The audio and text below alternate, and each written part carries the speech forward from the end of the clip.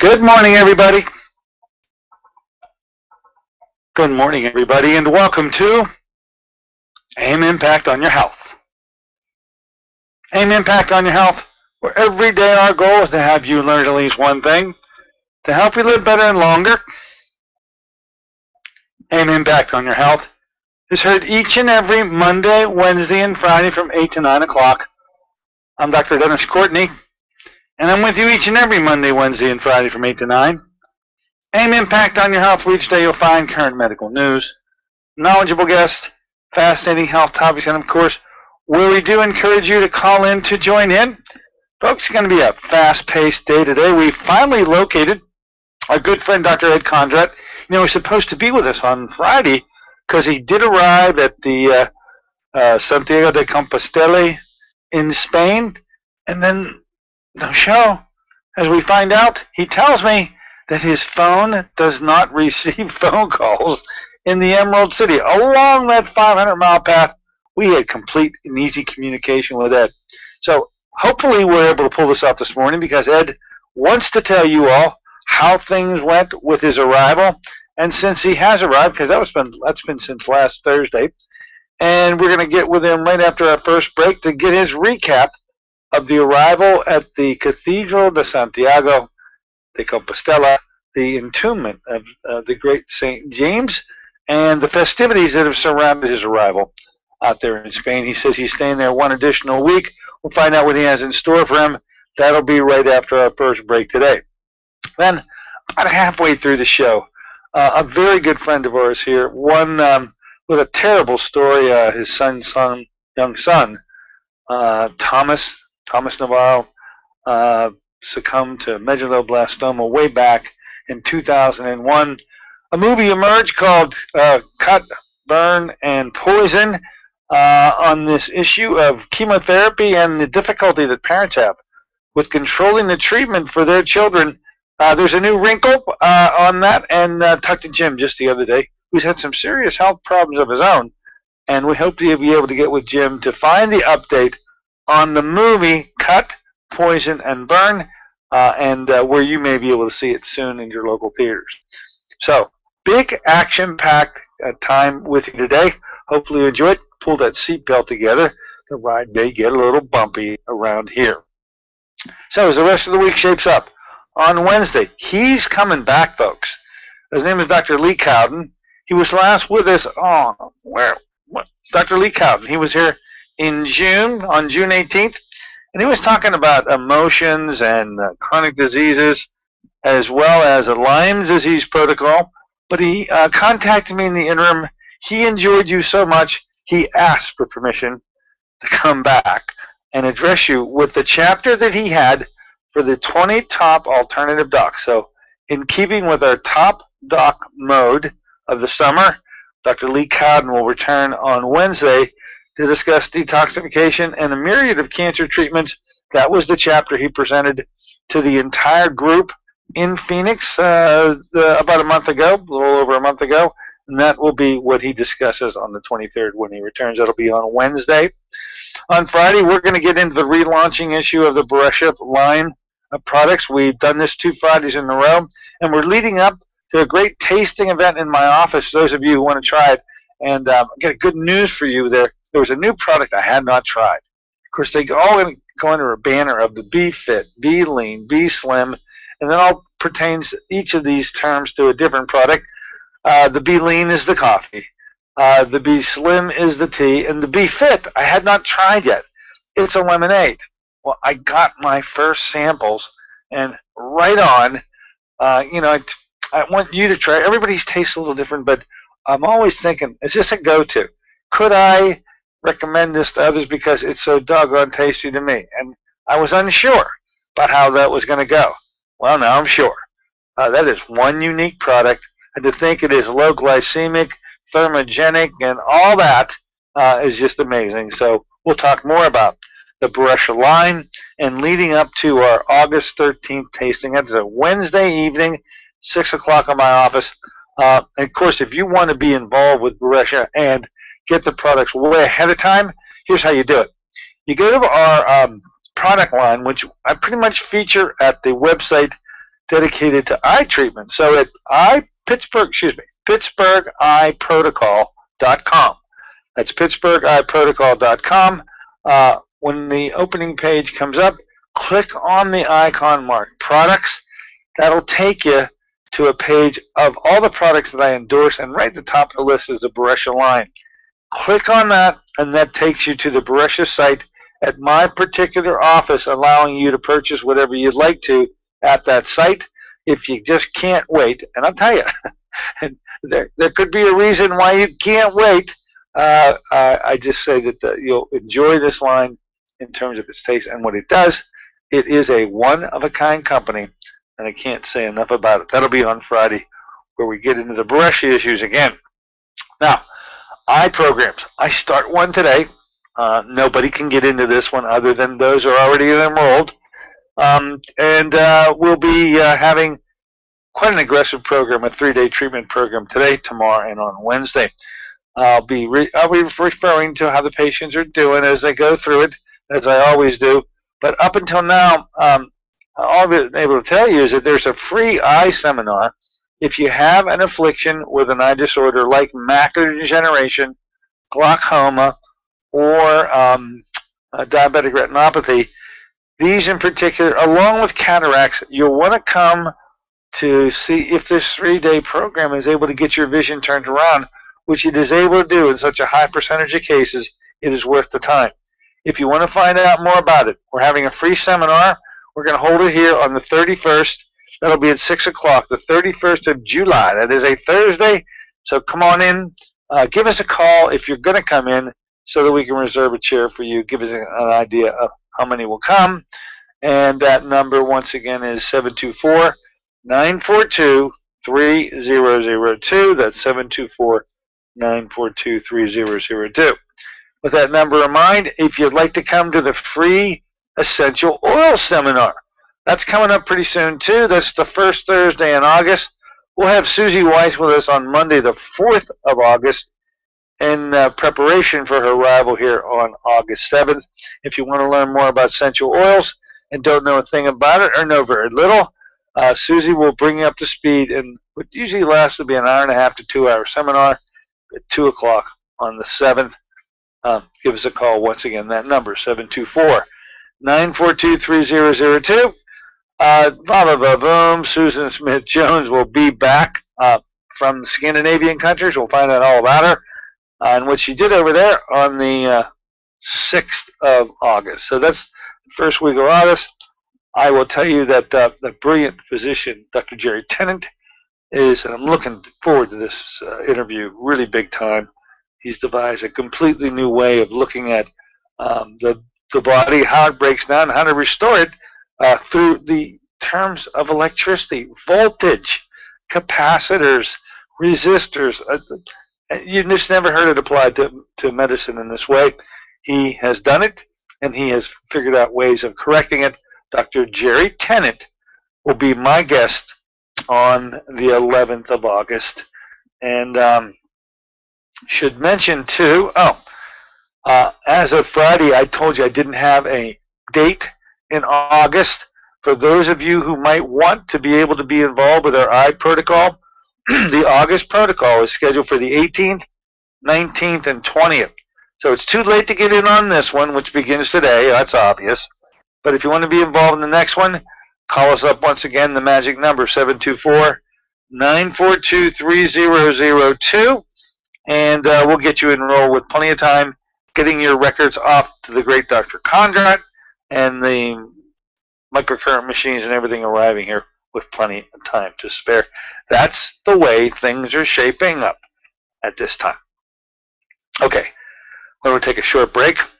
In the interim, we hope we've established some contact with Dr. Ed. He finished that walk, 500 miles. He's been at the end of his journey since last Thursday. We needed to check in with him We're going to give it a try here in just a moment. Be right back with Dr. Ed.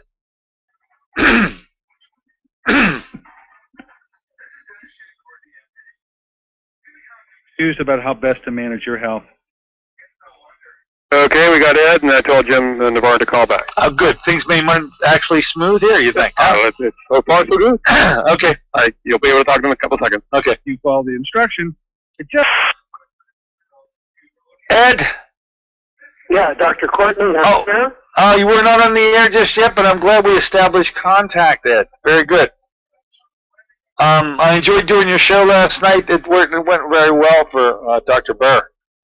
Yeah, I had callers during the entire hour, and it turned out to be a great show. In fact, I could send you, if you're interested, I could send you a link if you wanted to download the show. Yeah, I would. I was on the online. I was listening to the show, and then I called you when I heard the first. When the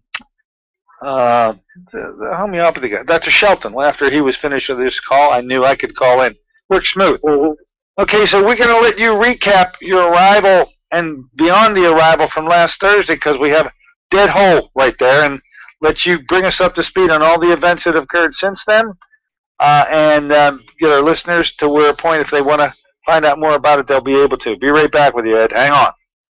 Okay.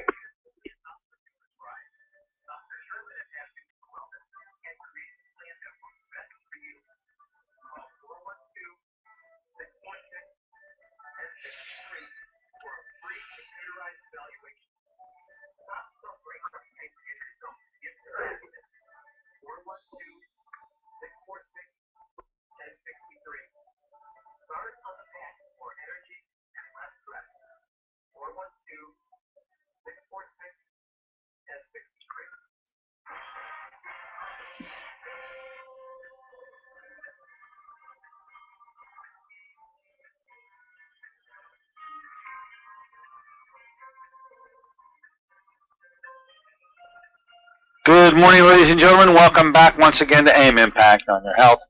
Heard here in KHB 620 each and every Monday, Wednesday, and Friday from 8 to 9. I'm Dr. Dennis Courtney with you today on a Monday morning version of the show. Fast-paced it is. Yes, we have established contact with our good friend Dr. Ed Condrat. He's completed his 500-mile journey with he and his lovely wife, Lee, over the northern section of Spain, really from the border of France, almost to the coastline, on what's called the pilgrimage of the Camino de Santiago. He has checked in with us multiple times en route, but the most important thing, his arrival, it's sort of dead space. We needed for Ed to come and bring this to a conclusion, which we've been able to establish contact with him today to do just that. Let's say good morning and welcome aboard Dr. Edward Condrat. Nice to have you aboard today. Yeah, thanks so much for checking in with me, Dr. Courtney. And yes, my wife and I have completed the Camino. And yes, I am still married. Wife and I are talking to each other. It's 500 miles. It's like walking from Pittsburgh to Boston. Yeah. Could you talk to your wife for the entire time? I mean, I don't even want to get into this. No, you know what's the wrong conversation. That we were known as a couple that held hands. Are you actually? No. Oh, that's wonderful, Ed. Only you and your lovely wife, Lee. You know, we had last contacted you with 1 day to go. In fact, it was like last Wednesday, and you said, well, we should get there tomorrow. And we were hoping to get you on Friday, and for some snafu, we couldn't.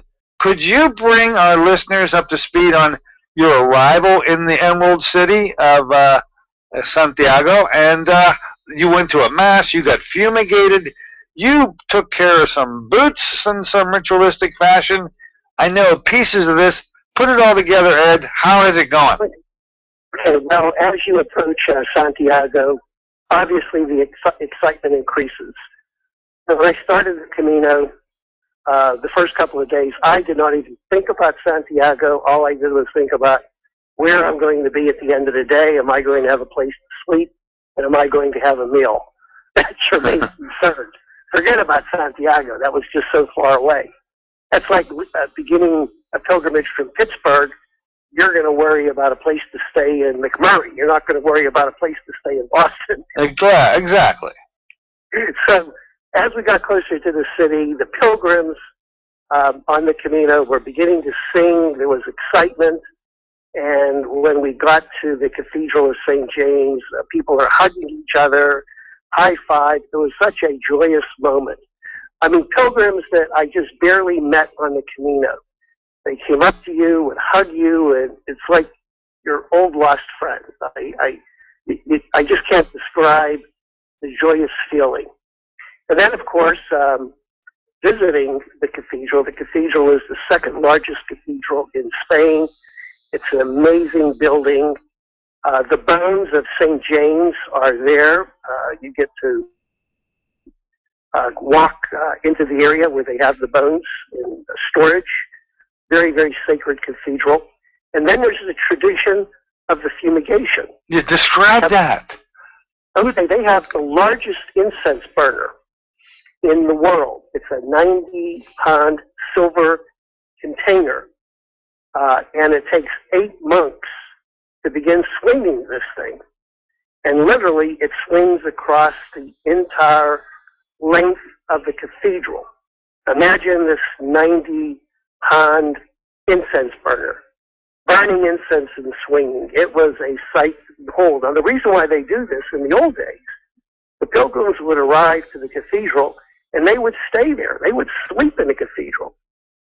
And they had the policy of fumigating the pilgrims with this incense to eliminate the lice and the odor. So we had that experience.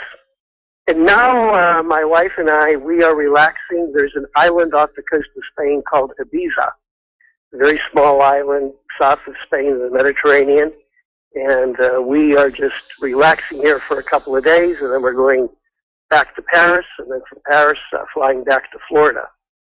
Wow, you're going to bring it to an end. Amazing, amazing trip. And I just can't describe how this really changes a person. Yeah. Father Kevin Codd, who wrote the book Field of Stars, and I've talked with him on a couple of occasions, he says, don't even try to explain to people who have not done the Camino your experience. And I'm going to attempt to just, you hear the saying, live for the day.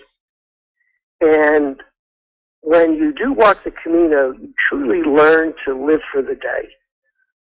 Every moment of your life, walking the Camino becomes a valuable experience. You learn to slow your pace a little and to enjoy everything around you. You become more aware of nature. You become more aware of other people. You become more aware of simple things. And I think so often in our society we're in a hurry. We're worried about our destination, and we don't live the moment. And I think the Camino has really enabled me just to celebrate the joy of life, living the moment, enjoying that time. It's hard to describe it. I made so many friends on the Camino from all over the world. I did meet 3 lovely ladies from Pittsburgh, recent graduates of the School of Nursing, and they were doing the Camino to celebrate their graduation, and also to pray that they would get a good job and have a successful career. Fantastic. Now this saga, this journey, 33 days I think you had scheduled. You arrived in 32. You actually beat, if I did the math right, you beat yourself by 1 day. You allowed 33. The goal was to do the Camino in 33 days, 1 day for each year of the life of Christ. Right, there's a story behind it. Okay. Now, this thing, is never ending. So, since you've arrived on Thursday, each and every day is another group and another group and another group. I got this right? I mean, there's nothing like a marathon where somebody waves a flag and says, go. It's continuous. People do this all year. Every day, people are leaving France. I don't know the numbers. I think well over 10,000 pilgrims do this every year, and they start at different times. Typically, the Camino is the busiest in the summer when the Europeans have their vacation. Many Europeans will only do one segment of the Camino. They may do, 100 kilometers. They'll take a week and just do a brief segment and then go back the following year and do another. But the classic traditional way is to do the Camino from the beginning in Saint Jean, Pied-de-Pieus, which is right at the base of the Pyrenees in France, and then end in Santiago. Now, also there's a tradition. You leave Santiago and you go to Finisterre, which is Latin for the end of the earth. It's a village on the ocean, and a tradition for the pilgrims to burn all their clothes. So Lee and I went there, and the wind was really howling, and we couldn't burn our boots. So we left them at Finisterre just as a symbolic gesture of ending the Camino and leaving some of our belongings behind. In other words, the wind was too treacherous that nobody could light a match.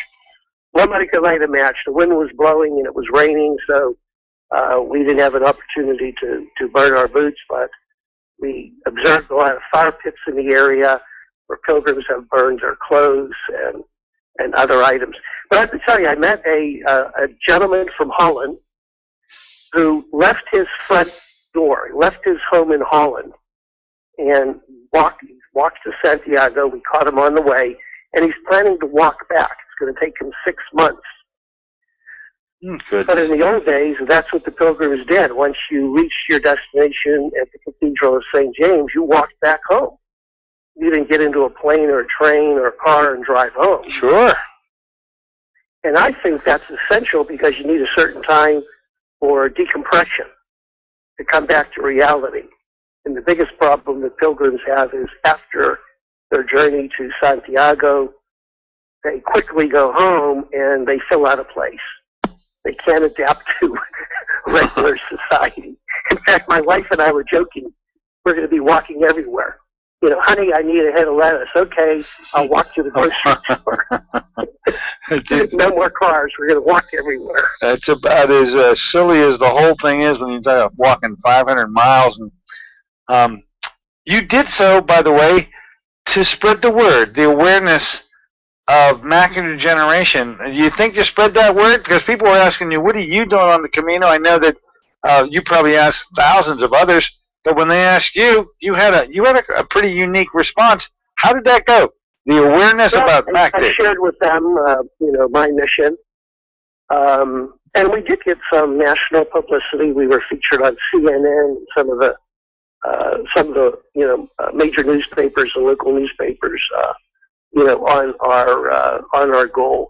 But I think really it wasn't so much, raising awareness. I think it's really helped me as a physician, and I have just a totally new outlook on life.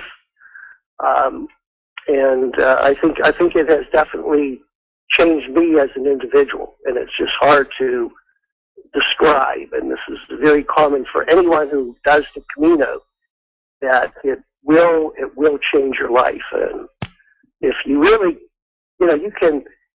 I'd love for folks to go to our blog. My wife wrote the experiences of our journey every day, and we have a blog. You can go to healingtheye.com/Camino, or if you make it to our website, healingtheye.com, we do have a link on the home page. It'll take you right to the blog. Or a wonderful movie is called The Way, starring Martin Sheen, or you can read Father Kevin Codd's book called Field of Stars. But I promise you that if you read the book Field of Stars, you're going to want to do the Camino. He describes the mysticism of the Camino, the miracles that occur along the way.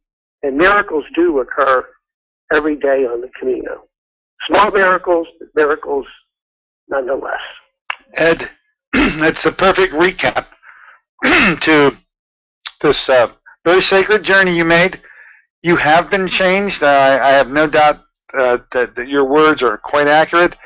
You'll have plenty of time to mull over this and muse as the years go by and the months go by. I'm looking forward to being with you soon down there in your Florida venue I wish you Godspeed and a safe trip home, my dear friend, and look forward to having a couple of drinks over your description one-on-one with that journey and all the pictures you probably took along the way. Okay, thanks so much. All right, Ed. Careful now. Say hello to Lee for us. Okay. Bye. Okay. There you have it, folks. It came to an end. 32 days instead of 33 at the Camino de Santiago, a 500-mile journey, the equivalent of walking from here to Boston. I never knew anybody that did that, ever. But there was Ed. Okay. Let's take a short break. In the interim, we got part 2 of today's show. Going to bring you up to speed on, a terrible tragedy befell a family a number of years ago. It's documented very clearly in a movie called Cut, Poison, and Burn. This is the saga of young Thomas Navarro. We now catch up with his father, Jim Navarro, to give us a new perspective on what's going on in that venue. Be right back in a moment with Mr. James Navarro.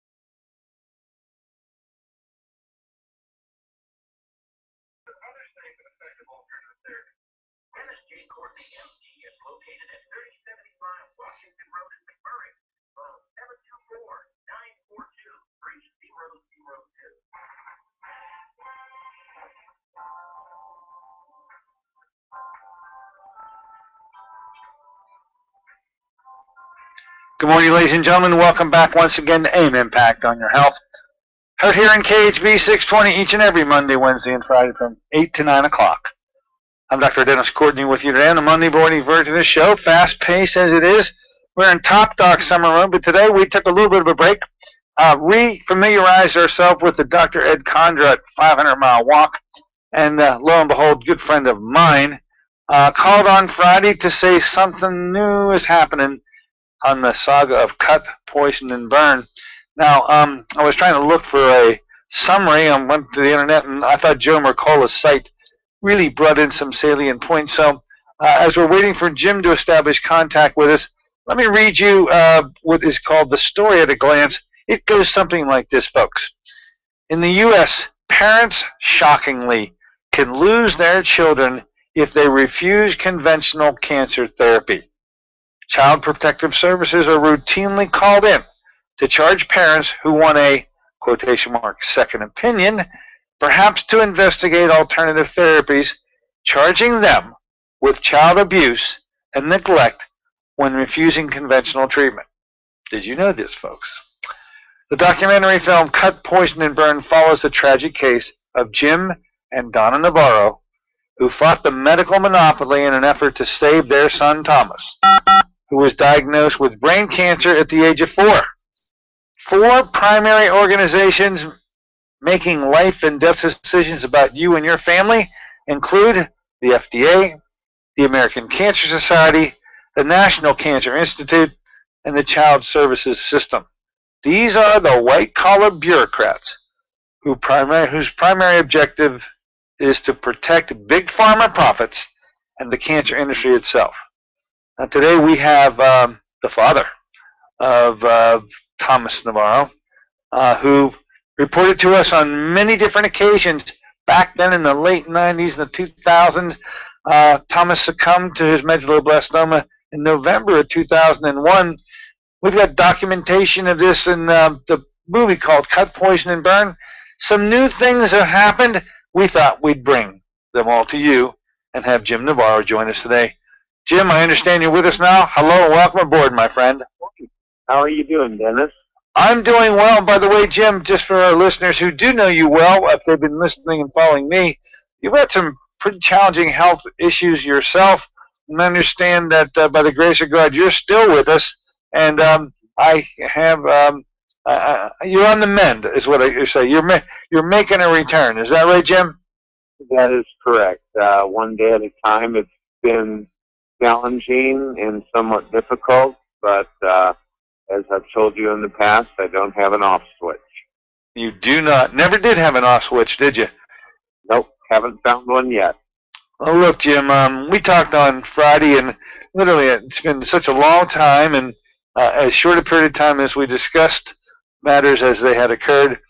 You mentioned there are some new things percolating on the horizon concerning the story of Thomas, your son. Yes. It was documented in a movie not too long ago called Cut, Poison, and Burn, and there are some new wrinkles to that story.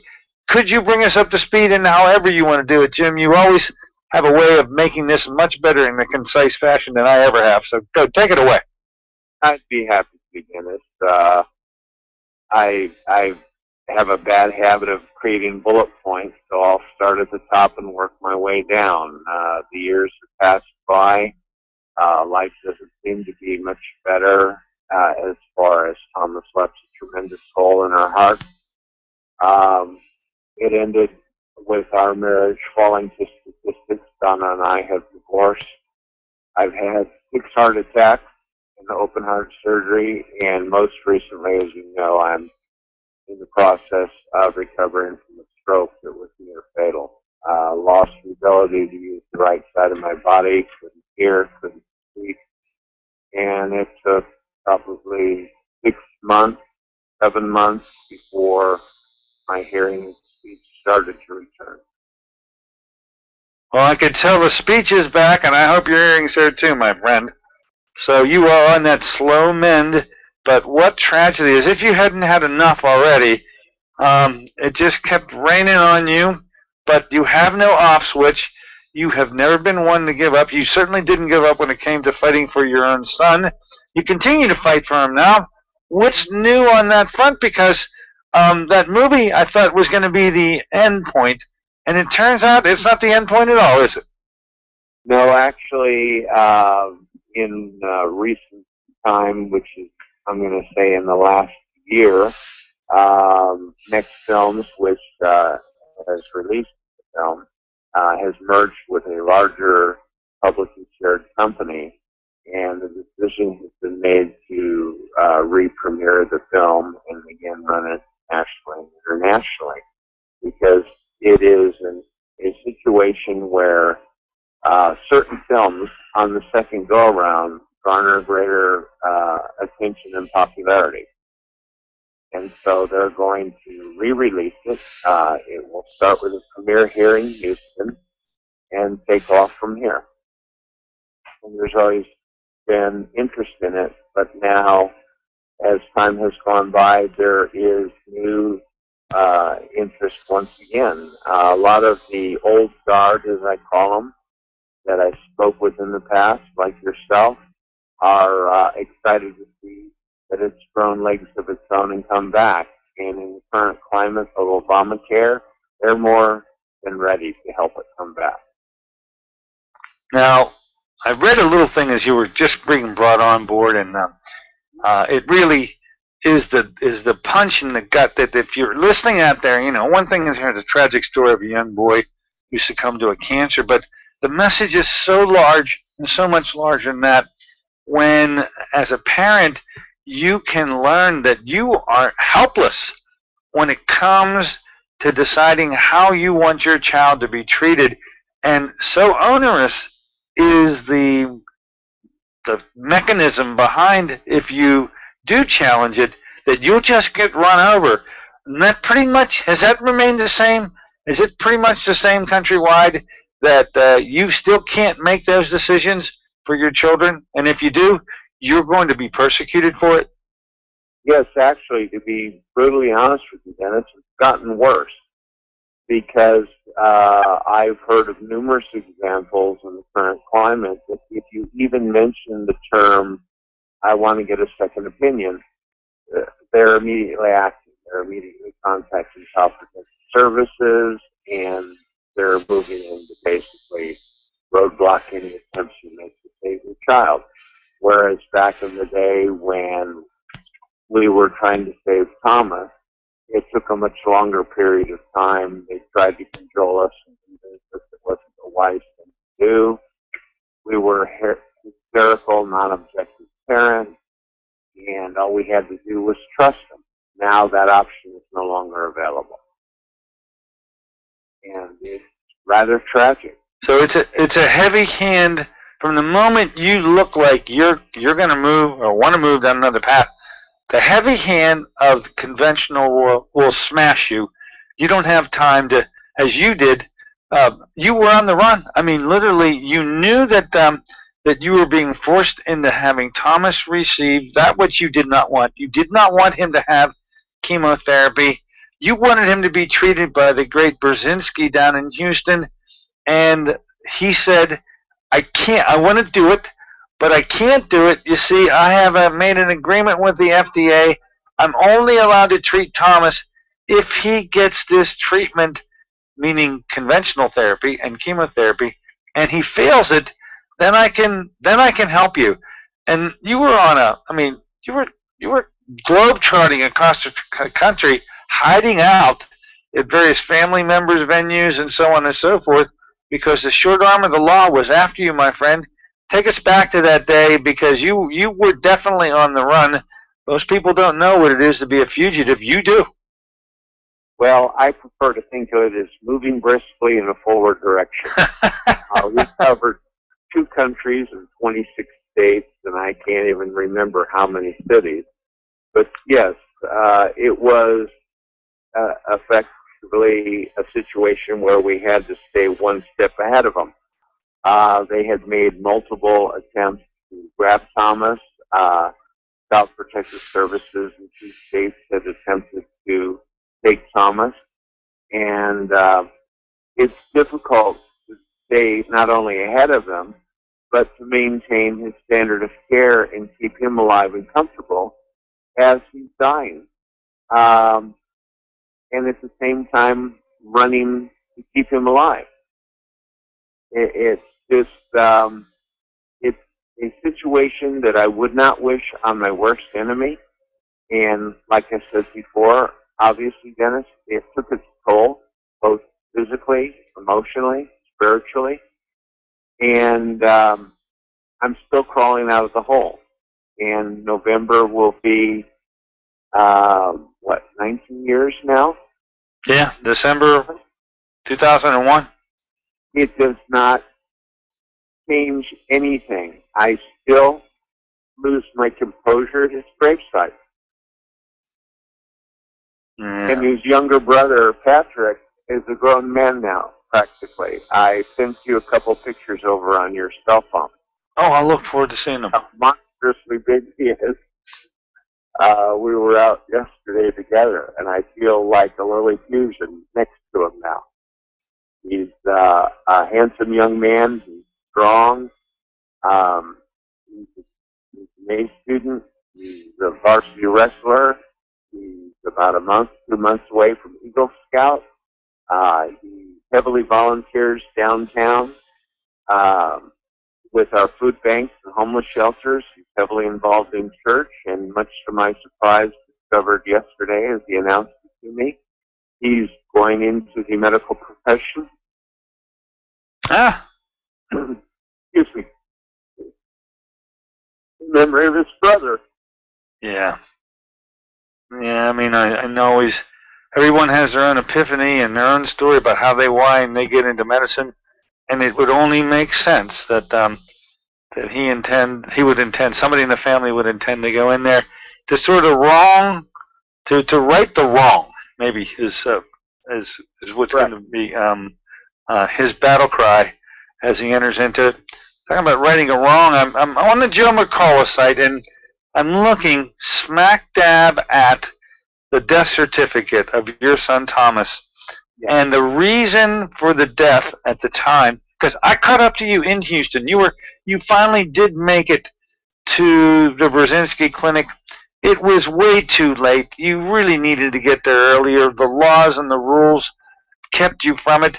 But finally, when Thomas succumbed, the death certificate reads that he died from respiratory failure due to, get a load of this, folks, chronic toxicity of chemotherapy. He died from the very treatment that his parents never wanted for him, but that the federal government and state governments compelled him to receive in order for Brzezinski to do what he wanted to do.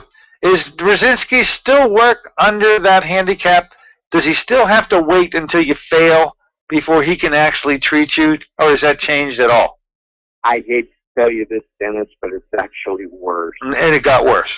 And from what I'm recently hearing, he's heading back into court.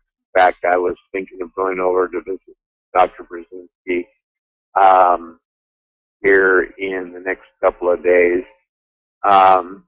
Again, going backwards, because I'm not a man to quit. I have a very new, very beautiful, very lovely love interest who drives me because I can no longer use my legs to drive a car.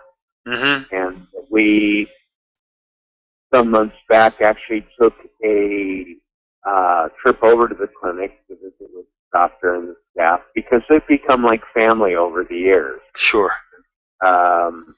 Alexandra had recently seen the movie, was very moved, and she asked, the typical questions of bystanders.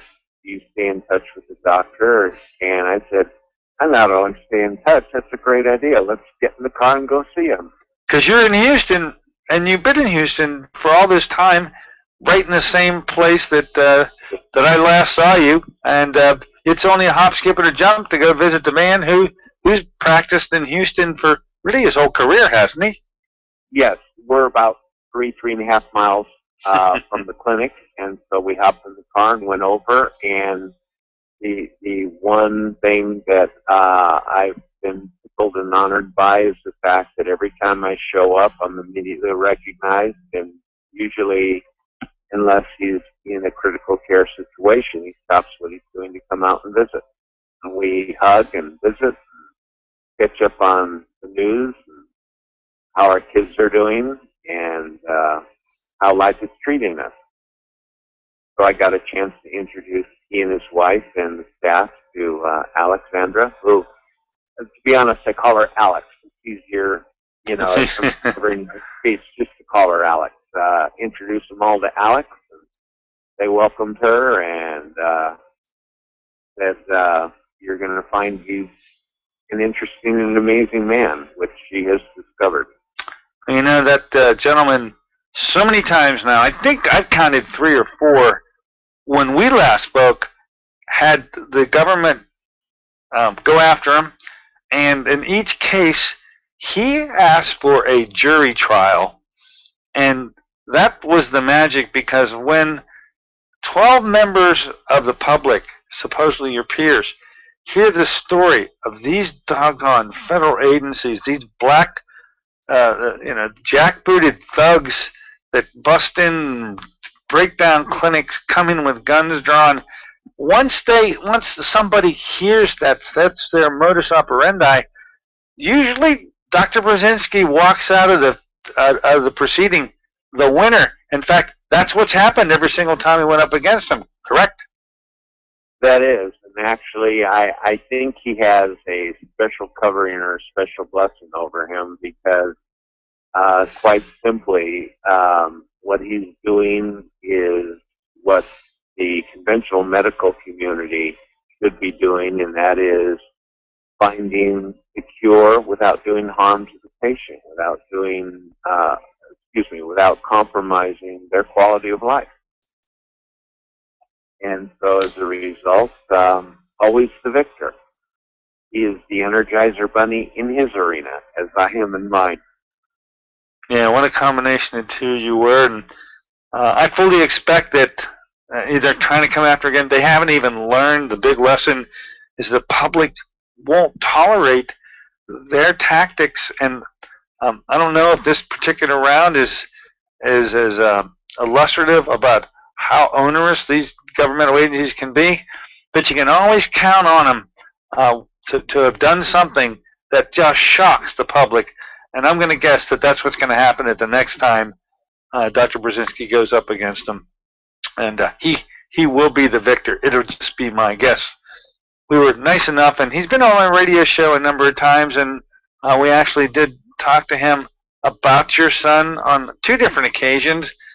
He felt terrible that he was strapped into the relationship that he had with the FDA that kept him from treating Thomas, and then he openly admitted that by the time he was able to do it, it was just too late. But for the listeners out there, if there's a neurological tumor, you and I both know this is the man that you want to see, because his anti-neoplaston approach, that's what it's called, folks, anti-neoplaston, which he developed personally due to his work in the pathology and cancer arena, is having, compared to any other treatment, head over heels successes. Is that still the case with his anti-neoplastons? Yes. In fact, Dennis, I was going to mention a caveat to what you just shared, and that is the fact that in spite of the fact that Thomas had been poisoned, and I do say poisoned and overdosed by conventional medicine through chemotherapy, Thomas actually experienced approximately 33% reduction of disease before the pneumonia got a hold of him. And to be quite honest, Dennis, I'm going to take the kid gloves off now, something that I've been reluctant to do for years. What are they going to do? Kill me? No, what are they going to do to you? My son was so brutally mishandled at Texas Children's that I had received an urgent call from Donna at the time that only I could make out on the phone, they're killing our child. And I spun a U-turn, raced back to the hospital, ran up to the hospital room, and my son Thomas at the time was going through a severe seizure that led to a stroke. And when I went out to get medical help, here I'm seeing 2 young interns or young doctors, because they didn't look old enough to hold real jobs, with their feet up on the desk, and I said, "What are you doing?" And I had asked them why they weren't in treating my son. And they said, "Well, you signed a DNR." I said, "You idiot. He's not dead yet. At least you could get in there and act like you care while his mother watches him die." And one of them, the smart mouth one, said, "Yeah, I guess we could do that." And they just stood at the foot of his bed. And during that time, Donna, because of her experience in the medical field, asked me to commandeer a crash cart, which I did, and brought it to her. And at that time, the then director of the floor of the unit called and said, "Well, I hear Thomas is having a little difficulty." I said, "Difficulty?" And then I expounded on the situation. And all I heard was the phone drop. And minutes later, he was on the floor and trying to get things right side up. But to be quite honest with you, it was the result of Donna's efforts that he was saved at that moment in time, not theirs. Who made him DNR? Was it you? Evidently you had to, or did they make it, the decision? Right. We did, and it fell the way it did. And by the grace of God, my son survived one more near-death experience. But that experience was actually the one that finished him, in the sense that because of the seizure and because of the stroke that resulted thereafter, Thomas was never the same again neurologically, as was illustrated in our documentary in the scene where he is laying on the living room sofa, completely disoriented, and his mother trying to comfort him. God, that's what I remember. I remember seeing Thomas on the living room sofa. That was the result of that event in the hospital. Because he was not doing well. Oh, he was right as rain. You've met him. Yeah. He was right as rain before. Chipper, alert, happy, carefree, typical little boy. And that one event changed him forever. From the death story. Well, this movie is what really lives on and makes and allows, I guess, better well said, allows the public to learn about your son, because all these years now, it's no longer fresh in anybody's mind. It's been blurred. Too many years have passed, and it's the movie like this that allows that issue to come to the forefront again, and we hope that this next time around, last time was about 5 years ago, wasn't it? Yes, yes. About 5 years ago when it was first released, and it was shown here in Pittsburgh, and I know it's going to make its run again. I thought that literally this should be, when you can get a DVD on. Evidently, still not possible to get a DVD of this. It is, and it will continue to be. And as a matter of fact, this time around, I'm going on the road with the film. So as it comes to the various areas, I will be coming. And you can buy it. And doing Q&A. And you'll be able to buy that film? Of course, of course. Perfect. Be able to also purchase it on the website. And as a matter of fact, another little insider factoid I'll give you is I had received approximately November of last year, matter of days after the anniversary of his passing, a letter from E. Morden Associates. I'm sure you know Jonathan. Jonathan E. Morden. Ooh, what a lawyer. Great in the film, and discovered that I was to receive the firm's Freedom of Informed Choice Award. And that is an event they do only once every 10 years. And so, because of the current climate now, and in fairness, this award was originally for Donna and I had called Jonathan to inform him we were no longer married. So he was gracious enough to basically take 2 awards. So we'll each get ours. I don't know whether or not I will be able to attend, simply because of physical incapacity. Yeah, inability. I'm going to try, as you well know, Dennis. I'm going to give the old college try. Yeah. Promise to be quite an event. It's going to have folks from the top of their field in nutrition service, integrative medicine, product innovation, public policy, journalism, and it's going to have a series of notables to include the former Attorney General of the United States, Governor of Pennsylvania, Dick Thornburg, and you'll have to tell me whether he's current or past. Oh, he's still around. Okay, then he'll be there. The former Treasury of the United States, and various members of the press and leaders from a multitude of health advocacy groups, and then it's the crescendo into, as I'm looking here in front of me, either a guided tour of the Capitol by Senator Rand Paul, a guided tour of Ford Theater, a guided tour of Washington's estate, George Washington's estate at Mount Vernon. So I'm really hoping that I can get to the point where physically I can endure it, even if I can't fly. I'm going to see if I can coax Alex into driving me there.